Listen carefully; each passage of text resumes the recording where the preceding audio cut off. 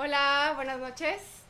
Bienvenidos al programa Radio Talk. Es nuestro cuarto programa, si no me equivoco. Y ahora tenemos a un doctor aquí de invitado, el doctor Armando Díaz Martínez. Es neurocirujano, neurocirugía funcional y radiocirugía. Y bueno, la verdad es que tiene un currículum súper extenso. Y mejor ahorita que nos platique qué fue todo lo que hizo para poder conocerlo más, ¿va? Entonces, le damos la bienvenida al doctor Armando. Muy buenas noches. Buenas Muchas noches gracias por la a todos. invitación. No, hombre, qué padre que estás aquí porque los últimos tres invitados eran dentistas. Bueno, hubo un oftalmólogo. Entonces está bien padre ahora conocer de neurocirugía. Entonces, platícanos. A ver, primero que nada, ¿eres aquí de Monterrey? Sí, aquí nací en Monterrey. Ajá. Tengo 38 años, ya próximamente 39. Aunque he vivido en Guadalajara, León, Colima, Ciudad de México, Oaxaca. Entonces he tenido la oportunidad de ver un poquito de ahí de las diferentes tintes de las regiones del país. Me faltó un poquito más hacia la región de Tijuana, de por allá, de Sonora. Uh-huh. Pero bueno, por el trabajo en papá, que estuvimos viajando un poquito, viviendo unos años en cada ciudad, entonces ¿Conociste? conocí un poquito, sí, de todo un lado. Oye, ¿y cuándo fue cuando dijiste quiero estudiar medicina? Qué padre, me encanta, pero ¿por qué?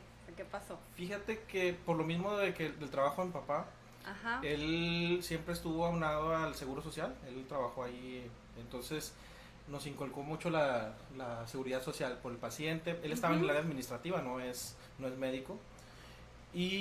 Pero siempre, por ejemplo, por las áreas administrativas, bueno, de que había que inaugurar un hospital, una guardería, cuestiones ahí pues hasta del abasto de las medicinas, de la seguridad social, de los contratos del patrón empleado. Ajá. Y estuve muy en contacto en esa parte. Y yo recuerdo mucho pues haber ido a esos eventos desde chico. Pero realmente lo que finiquitó que yo fuera médico, Uh-huh. mi mamá tenía la carrera trunca, más o menos yo estaba en la preparatoria. Ella había empezado a estudiar leyes y la había dejado. Y justo en yo tenía el interés también por hacer leyes, me había gustado un poco por lo que otros primos, tíos son abogados y me había gustado un poquito esa rama. Uh-huh. Pero bueno, cuando estaba mi mamá estudiando, ella nos pedía que le ayudáramos a estudiar porque pues tenía años que no estudiaba. Okay. Entonces, en leyes a veces usan los exámenes a libro abierto, que le preguntáramos. Y al estar ahí leyendo, bueno, o dándonos las clases, porque también nos pedía a veces que nos daba las lecciones a nosotros. Ajá. Y Te empezó como que a llamar la atención leyes. no, al contrario. Te dejó. Me qué dejó bueno. de quitar, o sea, me la quitó por completo. Sí, dijiste no, esto sí, no. se me hizo muy, muy aburrido. Ajá. Digo, tengo familia que son abogados, pero bueno, para mí no fue el área que me interesó. Y empecé a tomar más gusto por las ciencias sociales, la naturaleza, y entonces tuve un maestro biólogo, el doctor Julio, ahí en la preparatoria número 15. Ajá. Que él, bueno, la típica disección que te llevan a una rana y que haces la disección de los pulmones y que inflas la tráquea y cosas así que digo que muchas escuelas lo hacen o lo hacían porque ahorita ya no. Y a muchos no les gusta y a ti te gustó. Me llamó la atención. Ajá. Y de hecho, pues bueno, me fue rápido, o sea, lo hice bien y el maestro me dijo, bueno, tienes habilidades. Y entonces ahí como que empecé a pensarlo, a considerarlo. Uh-huh. Y pues bueno, fue creciendo en mí eso y apliqué al área. Sí tengo un tío que es oftalmólogo. Uh-huh. Y después hice una técnica técnico en oftalmología y optometría. Uh-huh. Y bueno, empecé ahí a tener un poquito de más contacto en la medicina. Cuando dije, bueno, ya, definitivo sí quiero estudiar medicina. ¿Dónde estudiaste medicina para que todos sepan? Estudié en la Facultad de Medicina de la Universidad Autónoma de Nuevo León, aquí en Monterrey. Soy 100% uni de los Tigres. Aunque ¿Y eres tigre? No le voy a los Tigres. Le vas a los Rayados. ¿A nada? No, sí, pero bueno, soy Puma. Le voy a la universidad. Ok. Bueno, pero eso es otra historia, Ajá. pero sí, bueno, sí le voy a los auténticos tigres, eso sí. Ok. Sí, muy de bien. americano sí soy 100% tigre. Entonces entraste a medicina ahí en la uni, son 6 años, ¿no? Son 6 años y y uno uno de de servicio servicio social. social. ¿Y cuándo decidiste que querías estudiar neuro? Fue en el segundo año de la carrera, o sea, Ajá. fue realmente muy pronto. Desde el segundo año ya dijiste, lo mío es neuro. Sí, yo recuerdo, ahí todavía tenían en aquel entonces dividida la materia de anatomía y de neuroanatomía. Ok. Era por un plan semestral. Y en el segundo año del plan semestral recuerdo la clase de la médula espinal. Ajá. Y se me hizo muy maravilloso que la médula, o sea, en el tamaño de un lápiz o de un plumón, Ajá.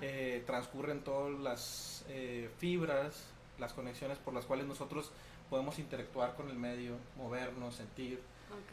Y desde ahí dije, bueno, qué complicado puede ser eso. Y fue llenando las expectativas poco a poco. Cuando o sea, bueno, ahí fue como el primer contacto de la neuroanatomía, que me empezó a gustar el sistema nervioso central y lo maravilloso del cerebro. Y cuando voy avanzando en los años de medicina, del área Ajá. clínica, para mí yo me fui dando cuenta que era un área de las más completas. Completas en cuanto a que, bueno, tiene ultrasonido, tiene tomografía, tiene resonancia, tiene radiografías, Ok. tiene la clínica, es decir, que puede uno darse cuenta de lo que en tiempo real, explorando al paciente, de lo que está pasando en el cerebro, una manifestación ya sea de un tumor, de un infarto, y podemos ir buscando síndromes, integrándolos sin necesidad de algún estudio de imagen. Ajá. Y después, bueno, corroborar lo que tú sospechas que tienes con una tomografía, una resonancia. Pero lo más importante de la neurocirugía es de que operes. Para mí eso era la parte... A ti eso es lo que te llamaba la atención, operar. Sí, operar. Uh-huh. O sea, la parte quirúrgica, pues obviamente me fue ganando a diferencia de la medicina interna. Uh-huh. Y eso fue lo que hizo que finiquitara. O sea, se me hizo que podías tanto operar niños, adultos, mujeres. Uh-huh. Digo, a diferencia de la ginecología, que solamente van a ser mujeres, Claro. pediatría, que solamente van a ser Son niños. Entonces, aquí tenías como una gama más amplia. Una gama más amplia, y para Ajá. mí por eso se me hace como que el área de la medicina más completa. Ok. Digo, cada quien... Y más complicada, ¿no? También esa parte de que llenaba las expectativas de egocentristas y narcisistas que a lo mejor muchos de los neurocirujanos tenemos, y yo creo que muchos de los del área médica pues saben que muchos de mis compañeros son o somos así. Uh-huh. Entonces eso también llenaba esa parte pues de llenar mi egocentrismo, o esa parte que era muy difícil. Uh-huh. Y que pocos pueden llegar a hacerlo. Claro. Bueno, entonces dices que estudiaste aquí en la uni y luego hiciste el servicio social aquí mismo en Monterrey. Sí. ¿Y luego? Cuando ¿A dónde te fuiste? Hice el servicio social en la ciudad de Colima. Ah, fue en Colima, ok. En Colima, sí. Justo antes... ¿Por qué ahí? ¿Por qué en Colima? ¿Te mandaron ahí o tú escoges? Yo escogí ahí. Ok. Justo antes, bueno, empieza el trámite de la selección de plazas. Me imagino que ha de ser similar a que en odontología, que dependiendo del promedio... sí, puedes escoger. Vas escogiendo. Ajá. Obviamente el primer lugar escoge... todas las plazas, tienen las opciones de escoger todas las plazas. Y el último, pues ya las plazas que quedan. Pero existía la posibilidad de hacer lo que se llamaba la liberación de las plazas. O sea, tú podías liberarte y llevar tu carta como un agente libre a donde tú quisieras y que te aceptaran. Okay. Yo había hecho inicialmente un trámite para irme cerca ahí en Yucatán, cerca de las pirámides de Chichén Itzá. Ajá, sí, sí. Y dije, bueno, un ¿Y año... ¿Por qué ahí? Bueno, inicialmente... Sí, yo soy de Cancún, entonces ¿por qué ahí? Inicialmente era porque dije, bueno, yo quiero un año de pachanga, ¿no? O sea, ajá. Fiesta, el siguiente año van a hacer la residencia médica y pues me la voy a pasar... Bomba. Sí, feliz, feliz, imagínate cerca de la playa, claro. Cerca de atracciones turísticas. Sí, tenías Cancún bien cerquita. Sí, pues joven, soltero, y pues de que podía llegar ahí, pues extranjeras. Sí, claro, conocer gente. Conocer gente, sí, ¿no? O sea, ese era inicialmente lo que yo había pensado. Justo en Semana Santa de ese año fallece mi abuelo paterno. Uh-huh. Y voy al velorio, ahí conozco a un primo de mi papá que es neurocirujano, mi tío Víctor Salcido, Ujú. y en una plática así me dice, bueno, yo soy neurocirujano, ¿te interesa? ¿Por qué no te vienes? Vamos a hacer, vente al servicio Porque tú social. ya sabías que querías estudiar eso. Sí, sí, y Ajá. yo ya tenía los trámites para irme a Yucatán, ¿no? Ajá. Y me dice, ¿sabes qué? Pues le dije, ¿sabes qué? Ya tengo los trámites, va a estar medio Y difícil. que muchas gracias. Sí, gracias. Y dice, bueno, no pasa nada, mándame tus papeles. Ajá. Una semana después me dice, ¿sabes qué? Acabo de atender a la suegra del gobernador de aquí de Colima y me dijo que tenía un favor y que le quería pedir un favor urgente y era eso, que me diera una plaza y me dijo que sí. Y yo dije, bueno, lo empecé, la verdad lo pensé Y dijiste Mérida, Colima. Colima, Ajá. pero bueno, acepté, Ajá. mandé la papelería y, o sea, a los 2 días me dijo, ya está. Ujú. Y me fui para allá. Yo creo que eso fue ya también el último clavo al ataúd para hacer esto. Estuve ahí con él. Él es una persona muy brillante, que me tocó ver muchas cirugías de él. Obviamente el Claro. lado diferente de la medicina privada y ya exitosa de alguien que ya está encumbrado, donde pues tiene su consultorio, Claro. una... Todo fácil, ¿no? Sí, la vida Sí. un poquito realizada, a Ajá. diferencia a lo mejor de lo que tenemos que vivir en la residencia médica, que es un poquito más complicado. Ujú. Y bueno, pues también ahí fue donde dije, bueno, sí, le ayudaban las cirugías. Confirmaste que sí querías ser Sí, neurocirujano. sí. Y tal vez si me hubiera ido a mi plan inicial, a lo mejor no hubiera sido neurocirujano o a Sí, lo mejor hubiera porque. sido un poquito más difícil. Ok. Sí, pero sí me ayudó mucho haber estado allá y bueno, ver las cirugías y ver un poquito de este mundo que ahora me apasiona. Entonces estuviste un año ahí y luego, ¿qué hiciste? ¿Te regresaste para Monterrey? Me regresé para Monterrey y en ese inter empecé a trabajar como médico general. En lo Ok. que entraba a la residencia médica, empecé a trabajar eh, en farmacias, antes de presentar el examen del nacional Ajá. para las residencias médicas. Y bueno, recuerdo que hice el examen, bueno, hice un curso de ahí mismo de la Universidad Autónoma de Nuevo León, Ajá. de medicina para aplicar a residencias. Ese mes descansé, me dediqué solamente a lo que era el examen. Y bueno, apliqué y afortunadamente me fue muy bien en el examen nacional. Quedé en el lugar 53 de cirugía general a Ajá. nivel nacional y en el 800 y algo a nivel nacional Ok. de, De, de, de, de todos los 25,000 que habíamos presentado ese año. wow. Y bueno, eso me abrió las puertas tal vez para también a poder aplicar a todos los hospitales que uno pudiera acceder. Ajá. Yo por ser aquí de Monterrey, decidí quedarme aquí, mi familia, tenía mucho amor aquí al servicio y Ok. al área médica y pues decidí también quedarme. Mi familia es de aquí de Mitracentro, entonces también me quedaba bastante Sí, muy accesible cerca.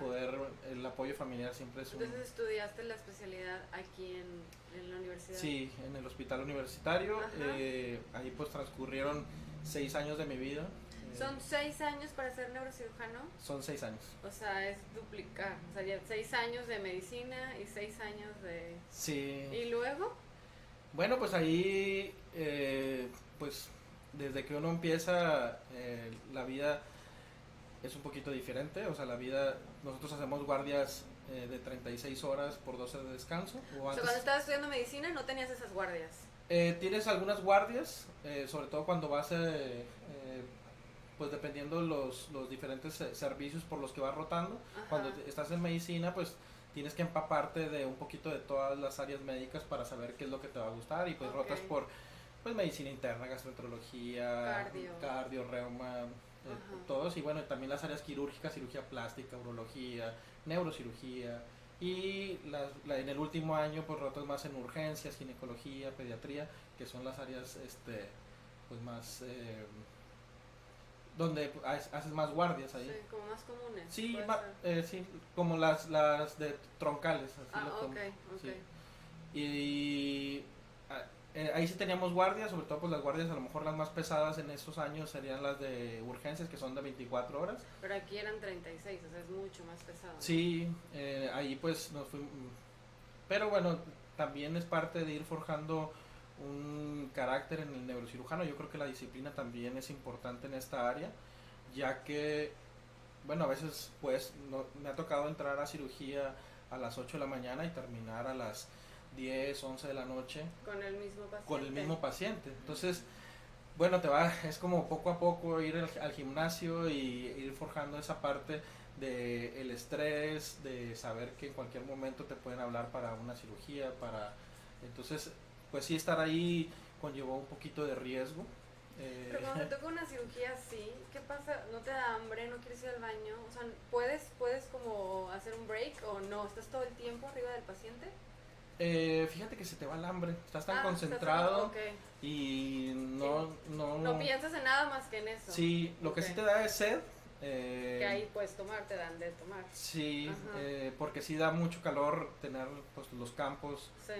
Y la luz, y a veces, por ejemplo, cuando son niños hay que subir la temperatura del cuarto porque los niños pierden calor más rápido que el adulto, entonces es mucho calor y ahí te deshidratas un poquito más. Okay. Lo normal de las cirugías es de que no duren tanto, o sea, pero puede pasar. Sí, claro. puede pasar. Realmente el promedio de cirugías yo creo que andará entre 5, 8 horas máximo tal vez, pero sí son cirugías pesadas. Sí, pero bueno, te va forjando el carácter y vas haciendo, yo creo que es necesario también esa disciplina para esa parte. Entonces, a diferencia de otras áreas, de otras áreas quirúrgicas donde es diferente el entrenamiento, pero actualmente las guardias estipuladas serán guardias de ABC, es decir, un día sí, 2 no. Okay. En la mayoría de los centros sí. Okay. Obviamente para descansar también se ha demostrado que el estar muy cansado pues conlleva también un riesgo para el paciente, ¿no? Claro, porque... lo difícil en aquel entonces era de que éramos muy pocos los residentes para... Entonces no podían rotar tanto. No podíamos rotar tanto. Había años en los que solamente había uno. Y en mi año éramos 3. Y grandes amigos, el Sergio Valente, un compañero que ahora es endovascular, el doctor José Arenas, que ahora es neurocirujano pediatra, y yo que después decidí hacer otras áreas también de la neurocirugía. Bueno, entonces terminaste neurocirugía aquí en la uni, ¿no? Sí. ¿También tienes que hacer el año de servicio? No. Ahí no, ya no, no. Servicio, ya, esa especialidad son 6 años. Sí, ¿Y son luego 6 años. qué hiciste? En cuarto año me toca ir a no es una rotación, un maestro, el doctor Mauricio Arteaga, me invita al Muguerza Alta Especialidad a ver algo novedoso, algo que me llamó mucho la atención, que es el robot, es el CyberKnife, es una radiación alta dosis para tratar tumores, para tratar ciertas enfermedades cerebrales. Y cuando voy ahí, bueno, nosotros que estamos acostumbrados como cirujanos es cuando hay un tumor, cuando hay algo lo quitas y ya sale el paciente y tú pues puedes inflarte el pecho y decir le quité todo, le quité quitar todo, ya lo salvé, ¿no? Y ahí es un poquito diferente, es aplicar la radiación a alta dosis, pero el efecto de la radiación es vas tratando el DNA del tumor y va cambiando la conformación del tumor, pero no lo ves. Si tú le haces una tomografía o una resonancia en el momento, el tumor va a estar igual. Okay. Entonces, ¿cómo te das cuenta que funciona? Con la evolución con el tiempo, ¿verdad? Porque también vas haciendo ahí cambios en la estructura del tumor y con el tiempo puede hacerse más pequeño, en algunos casos hasta desaparecer. Okay. Y pero para mí fue maravilloso. Yo estaba ahí y ver que el paciente sin anestesia, sin dolor, sin ni siquiera entrar después era totalmente ambulatorio, o sea, no tenía que estar al hospital. 30, 40 minutos de tratamiento. O sea, ¿no entran ni a quirófano? No. Okay. No, es totalmente sin anestesia, sin dolor. Y eso hizo que dije, bueno, esto es el futuro de la medicina. Claro. Realmente no tiene tanto o tan poquito. Años. Tiene más o menos alrededor de los años 60 que se empezó este tipo de tratamientos por un neurocirujano allá en Suecia. Pero pues ha ido evolucionando poco a poco. Aquí en Monterrey ya tiene sus años este aparato. ¿Y sí se usa? Sí se usa, sí, claro. Okay. Y me empezó a gustar. También en el servicio social, allá con mi tío en Colima, vi la primera cirugía de Parkinson. Cirugía de paciente despierto para tratamiento de un trastorno del movimiento. Y este tipo de cirugías se hacen con el paciente despierto, o sea, es totalmente, se hace O sea, en el consultorio. O no, ahí no sí en quirófano, ahí sí, sí es en ese quirófano, es en pero quirófano, está despierto. con una anestesia que se llama sedación consciente, que el Ajá. paciente le podemos hacerle una trepanación, es decir, un agujero en el cráneo, que eso es lo que con anestesia local, que es lo que más, lo que duele realmente, el pericráneo. Ajá. Y después podemos hacer este trépano sin dolor y poder insertar ciertos dispositivos para modificar el Parkinson, el movimiento, que ya sabemos en ciertas áreas ahí podemos modificar esas vías que están alteradas. Entonces vi eso y también dije, eso es el futuro. En aquel entonces dije, bueno, esto es el futuro, y me gustó que era, imagínate, era como arreglar un carro por Constitución, Sí. una carretera a 100, 120 kilómetros por hora, o sea, Claro. salirte del carro y empezarlo a arreglar ahí con el carro en movimiento, ¿no? Sí, Entonces sí. me llamó la atención de que el paciente estaba hablando, estaba conversando con nosotros, Y en ese momento ya dejaba de, no dejaba, sé, temblar. dejan de temblar, dejan de tener la rigidez, y nosotros podemos ahí darnos cuenta que efectivamente estamos donde queremos en el punto del cerebro. Wow. Entonces, esas dos cosas fue las que dije, eso es lo que yo quiero hacer. Ajá. Para mí era el... Fue lo que más te llamó la atención, lo que más te marcó. Sí, lo que más me marcaba y me marca, porque yo pienso que es el futuro de la medicina y de la neurocirugía, uno que sea no invasivo, que sin necesidad de poder hacer una incisión, sin bisturí, sin nada, podemos tratar esos padecimientos. Y la otra, pues que son los dispositivos ahora inteligentes que todos tenemos en el celular. Lo hizo Elon Musk a principios de año, que puso electrodos a un cerdo para Ajá. conectarlo a la interfase y poder grabar y establecer cierta comunicación con dispositivos inteligentes. Ujú. Algo parecido, obviamente ahora es algo diferente, pero con estos electrodos podemos nosotros modificar ciertas estructuras cerebrales o estimular o inhibir las neuronas que están circundando ahí en el... Porque como tú sabes, el cerebro controla todo, pero con estos dispositivos nosotros podemos controlar el cerebro. Sí. Entonces te enfocaste en esas dos. En esas dos. Sí. ¿Hiciste subespecialidad o cómo se estudia eso? Sí, y son altas especialidades, es un entrenamiento, un curso de posgrado que lo hice en el Instituto Nacional de Neurología y Neurocirugía. ¿En dónde? En Aquí. la Ciudad de México. Ah, en México, ajá. Sí, allá estuve con el doctor Sergio Moreno, que él es radioneurocirujano, también es neurocirujano. Y bueno, ahí aprendí el área de radiocirugía, que era el tratamiento de esta radiación a alta dosis para tratar tumores, otras enfermedades como neuralgia del trigémino también, que es frecuente, que a lo mejor ustedes como les llega mucho. Sí. Bueno, pues radiamos el nervio trigémino, técnicamente digamos que lo quemamos, hacemos y con eso inhibimos la vía del dolor para que ya no haya sensibilidad. No haya sensibilidad, entonces el paciente sin necesidad de que entre a quirófano podamos también tratarlo. Obviamente esto se empezó con personas enfermas, es decir, tumores, enfermedades prácticamente pues terminales. La radiación ya también tiene cerca de 100 años que se hacen tratamientos para tratar diferentes tumores, y lo que empezar a hacer es, bueno, si enfocamos esa radiación en un punto muy específico, podemos hacer que se forme algo muy caliente adentro. Pero entonces tenemos que dividir la radiación en muchos puntos. Ay, aquí tenemos un servito. Lo dividimos en muchos puntos para que la profundidad se sume y podamos llegar a un punto muy caliente, y con eso poder llegar a dosis ablativas y quemar o tratar ciertas enfermedades. Entonces, que eso fue allá en el Instituto Nacional de Neurología, más o menos eran unos 500 a 700 tratamientos que se hacen por año de este tipo de enfermedades. Allá estuve con otros tipos, con un gran equipo de colegas, de compañeros y de maestros, el doctor Axa, la doctora Laura, que bueno, me enseñaron mucho. Lo más importante también que me gustó mucho en el Instituto Nacional de Neurología es de que son altamente académicos. A diferencia del área de neurocirugía de acá del servicio del hospital universitario, bueno, es un hospital muy bueno, pero es un hospital de trabajo, o sea, llegan muchos pacientes, el que sigue, pero allá como es un hospital de cuarto nivel, está enfocado a no solamente a tratar pacientes, sino a generar nuevos conocimientos. Okay. ¿Para qué? Pues para poder hacer tratamientos novedosos y bueno, por esa parte también eh, me llamó mucho la atención allá y ¿Cuánto logramos tiempo estuviste allá? un año Okay. con Un año es la preparación. la preparación. De alta especialidad. Alta especialidad. Okay. Los últimos 3 meses de ese año Ajá. me fui a la ciudad de Houston con Ajá. otro maestro, el doctor Joshua Askenazi, Ajá. en el Memorial Hermann.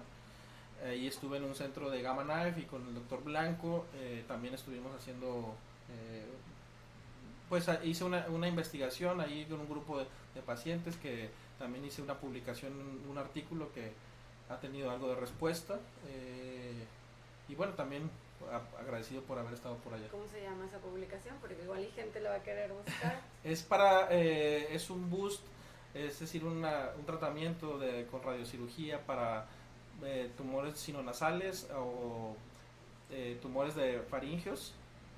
Y bueno, es un tratamiento, una adición al tratamiento estándar, que son nada más quimioterapia, cirugía y radiación. Entonces con radiocirugía podemos dar un tratamiento más especializado, sobre todo en áreas que normalmente se dejan frías, porque también el cerebro no resiste tanta radiación. Ya está establecido cuál es la radiación que podemos dar, entonces tenemos que dar radiación un poquito más baja. Pero al dar radiación más baja a esa parte que está adyacente al cerebro, pues hace que el tumor pueda crecer hacia allá. Entonces con la radiocirugía lo importante es que podemos ser muy específicos y tratar solamente esa, priorizando el cerebro y protegiendo el cerebro. Bueno, no solamente el cerebro, los ojos, los oídos, el tallo cerebral, y calcular la radiación específicamente en esa parte. Eso lo hace un físico médico, que también tengo compañeros geniales en esa área que sin ellos pues no pudiéramos hacer este tipo de tratamientos técnicos. O sea, eso también fue de las cosas que aprendí mucho allá, que es el manejo multidisciplinario, es decir, que no solamente es el neurocirujano. Sí. O sea, necesitas un equipo. Sí, claro. El equipo completo para poder llegar y que tengas, no por ti, por los pacientes, ¿no? Claro, que sea lo mejor para los pacientes. Sí, claro. Entonces te fuiste a Houston un año también. No. 3 meses. 3 meses y luego ya, ¿te regresaste a Monterrey? Regresé a la Ciudad de México. Ajá. En ese inter que yo estuve en la Ciudad de México, conocí a un compañero, Juan Manuel Altamirano, que él es neurocirujano de Argentina. Ajá. Él estaba haciendo un fellow en la Ciudad de México, pero en el Hospital General de México. Estuvimos platicando de las cirugías que se hacían ahí. Digo, ya conocía del hospital, obviamente es un hospital de renombre, conocía a los doctores que están ahí y tenía interés por hacer la cirugía de Parkinson. Platicando con las cirugías que se hacían allí, pues apliqué a ese hospital y me quedé otro año. Inicialmente solamente iba por un año, ajá, pero terminé quedándome dos años pero estudiando. Estudiando, ajá, sí, trabajando bien. Ahí en ese servicio del Hospital General, que es el servicio de neurocirugía funcional. Bueno, pues hicimos cirugías que son para epilepsia, de Parkinson, psicocirugía, que es lo que pudieran, a lo mejor se conoce como las lobotomías, pero ya no se hacen ese tipo de cirugías, sino son un poquito más específicas. Cirugías para el dolor, cirugías para, también hay para otro tipo de trastornos del movimiento. Entonces ya aprendí también, y que son lo de los dispositivos para tratamiento del Parkinson. Bueno, también lo que es la epilepsia, pacientes que han tratado múltiples fármacos, que es una epilepsia refractaria a los tratamientos médicos, que ya utilizaron la que actualmente conocemos como la marihuana medicinal, que es el cannabis, o algún otro tipo de tetrahidrocannabinol, que también son fitocannabinoides, y que no respondieron bien a los múltiples tratamientos y que pueden seguir convulsionando a pesar de ellos. Entonces meten a cirugía. Buscamos alguna alternativa quirúrgica, vemos algún tratamiento, puede ser desde algo más resolutivo, cuando es por ejemplo epilepsia del lóbulo temporal, o a veces puede ser una cirugía paliativa para solamente aminorar los síntomas y que las convulsiones, pues mejorar la calidad de vida. Al igual que también por ejemplo en la enfermedad de Parkinson, si bien no curamos la enfermedad, porque es una enfermedad crónico-degenerativa que actualmente no tiene cura, pero cuando el medicamento, que es la levodopa, ya no tiene un efecto, el efecto deseado, causa efectos no deseados porque causa disinesias, es decir, movimientos involuntarios secundarios a la medicación, entonces podemos ver algún tratamiento quirúrgico en los pacientes con Parkinson. 4 de 10 de los pacientes que tienen Parkinson van a ser candidatos en algún momento de la enfermedad y podemos tratar a estos pacientes. Pero dices que no se quita eso, entonces ¿qué haces? ¿Nada más prolongas como el tiempo de degeneración o...? Sí, algunos médicos lo manejan como si fuera a regresar el reloj 10 años de la enfermedad. Okay. Al final de cuentas, lo que hacemos es, la enfermedad de Parkinson es una disminución de la dopamina, perdón, en ciertos circuitos del cerebro, como la sustancia negra, en los globos, en los ganglios de la base. Y al haber una disminución de la dopamina, imaginemos que la dopamina es como si fueran el aceite para los engranes cerebrales, y entonces estos engranes cerebrales empiezan a atorar o empiezan a causar ya sea el temblor que todos conocemos en la enfermedad de Parkinson, la lentitud de movimiento. Y la levodopa es un aceite externo que al principio sí ayuda, pero va causando estos problemas porque al ser no natural el cuerpo lo empieza a rechazar. La levodopa empieza a cortar esta ventana terapéutica y empieza a necesitar el paciente a tener que tomarla más y más seguido. Llega un momento que ya no hace el efecto. Hace el efecto, pero dura muy poquito y causa más efecto indeseado. Entonces, con la estimulación cerebral profunda, nosotros podemos estimular esas neuronas que están ahí, digamos que las despierta un poco, y podemos entonces retrasar esa actividad del que estaba anormal. Entonces podemos bajar la medicación y la estimulación es constante y disminuyen mucho los síntomas motores de la enfermedad de Parkinson. Entonces esa pues también era parte de lo que me gustó de estar allá, de que tuvimos muchas cirugías de este tipo. Y bueno, ahora aquí en la ciudad también es. ¿Terminaste allá? ¿Te regresaste así a Monterrey? Ahora sí, ya. Ajá, ya, y luego te pusiste a trabajar, por fin. Sí, actualmente trabajo en el Centro Integral de Especialidades en Neurocirugía, que es el área privada ahí en el Hospital Ángeles Valle Oriente, con un grupo de neurocirujanos formidables, actualmente, bueno, que fueron los de mis compañeros de generación, que cada quien hizo una rama diferente. ¿Y están todos juntos ahí? Sí, logramos hacer un grupo ahí de las diferentes áreas subespecialidades de la neurocirugía, porque yo creo que la neurocirugía ha ido evolucionando hacia la subespecialización. También tiene poco la neurocirugía como una rama médica, y hemos ido avanzando en estos últimos años mucho en cuanto a la neurocirugía. Tal vez no sé si te tocó escuchar la ley de la playa, que es la de coco abierto, coco echado a perder. Y mucha gente pues le tenía miedo a la neurocirugía, ¿no? O sea, no me operes el cerebro. Todos hemos escuchado una historia en la cual de que yo tenía un amigo que se cayó, se pegó y ya no quedó igual. Ahora hemos avanzado con tecnologías para poder que esas historias sean las menos, ¿no? O sea, que al contrario podemos tratar a los pacientes efectivamente, pero con la subespecialización. Entonces, por ejemplo, tengo un compañero que es neurocirujano pediatra, él hace, obviamente, al tener un entrenamiento de ese tipo, pues él opera a los niños. Yo también opero niños, pero me dedico más al área de la epilepsia, distonías, cuando son en niños. También hay Parkinson juvenil. Me tocó, la más chica que he operado es una joven de 22 años que inició a los 11 años. Entonces realmente, bueno, también hay el Parkinson juvenil, pero me dedico más a estas otras áreas. Hay otro compañero que hizo terapia endovascular, otro compañero que es cirujano de columna, entonces él opera la cirugía de columna.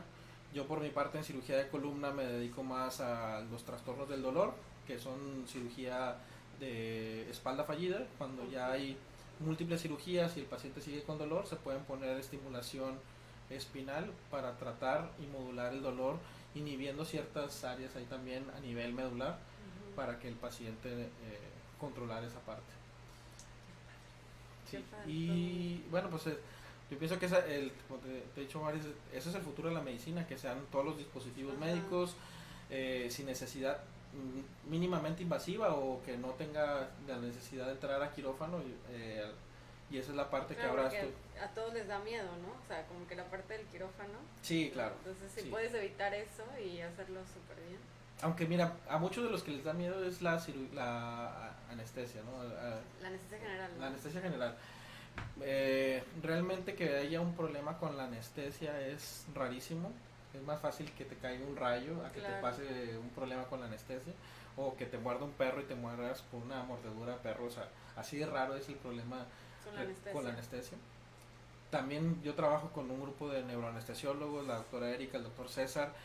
Son anestesiólogos que después hacen la subespecialización, 2 años tratando solamente pacientes neurológicos, y eso hace que los pacientes tengan la seguridad de que pues están tratados por un grupo multidisciplinario de subespecialistas y que los resultados pues son mucho mejores, ¿no? Claro.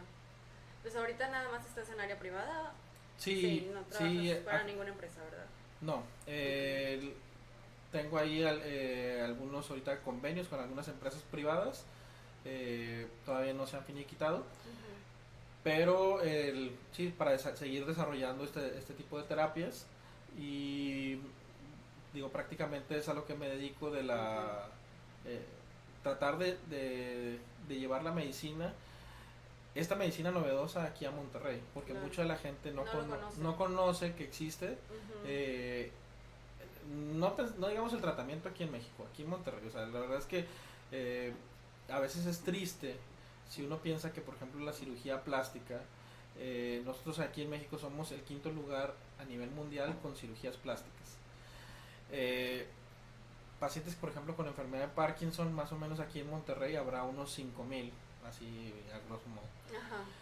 De esos, si 4 de cada 10 son candidatos a cirugía de Parkinson, pues más o menos estamos hablando que pudieran ser unos 1.500 pacientes que deberíamos de estar operando. La cirugía de Parkinson a nivel México no llegamos ni a las 500.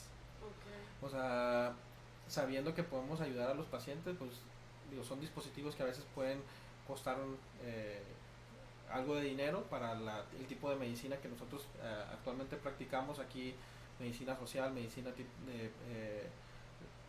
el Instituto Mexicano de Seguro Social o el ISSSTE, pues a veces no cuenta con los recursos para este tipo de cirugías, pero bueno, la medicina privada, los seguros de gastos médicos lo cubren la mayoría o cubren cierta parte, entonces de alguna manera hemos podido desarrollar esa parte. El primer año de que yo regresé aquí, junto con el doctor Daniel Martínez, pudimos hacer muchas cirugías. ¿Qué dijo el doctor Hugo Martínez? ¿Sí, no? No. ¿No? Es que es neurocirujano, entonces por eso pensé que era él. Bueno, él es compañero también. ¿Sí? De ahí no, es su homónimo, Daniel Martínez, pero él es neurólogo de trastornos del movimiento. Nos confunden muy seguido, ¿eh? Sí, pues sí, pues el mismo nombre y apellido. Exactamente. Uno nada más que uno es Bustamante y otro Ramírez. Sí, uno es Ramírez. Sí. Y son del mismo año. Qué pero con él pudimos hacer cerca de 10 cirugías, 10 dispositivos implantados. Aquí en la ciudad eso fue el primer año, después llegó la pandemia, se retrasó un poco y bueno, aquí este año esperamos que nos vaya un poquito mejor. Bueno, entonces para que la gente sepa, te pueden encontrar, como quiera van a pasar el contacto, el teléfono del doctor Armando en el Hospital Ángeles, ¿verdad? Sí. Y en Muguerza Sur, alta especialidad, o ahí no tienes consultorio. Ahí no tengo consultorio. Pero vas a hacer cirugías. Ahí participamos en alta especialidad, en Doctors, OCA. Donde te hablen. Pero sí, tu claro. consultorio está en Los Ángeles. Sí, Hospital Ángeles Valle Oriente, ahí en el consultorio 314. Y Centro Integral de Especialidades en Neurocirugía, para que nos puedan contactar ahí, también mis redes sociales. ¿Sí? ¿Se te lo sabes? Pues en Instagram dr.armandodíaz y Facebook Centro Integral de Especialidades en Neurocirugía. Son las que tenemos ahí para que nos puedan sí. Súper bien. Bueno, nos podríamos quedar hablando mucho tiempo porque está súper interesante este tema y aparte es un tema donde yo la verdad es que aprendo junto con ustedes porque pues yo soy endodoncista. Pero bueno, esperamos volverte a invitar pronto. para que nos acompañes en el programa. Claro, Nos dio con gusto. mucho gusto que hayas venido a visitarnos y pues bueno, espero que les haya gustado mucho la entrevista con el doctor Armando. Y pues buenas noches. Nos vemos. Un placer, un gusto. Nos vemos en el próximo programa. Hasta luego.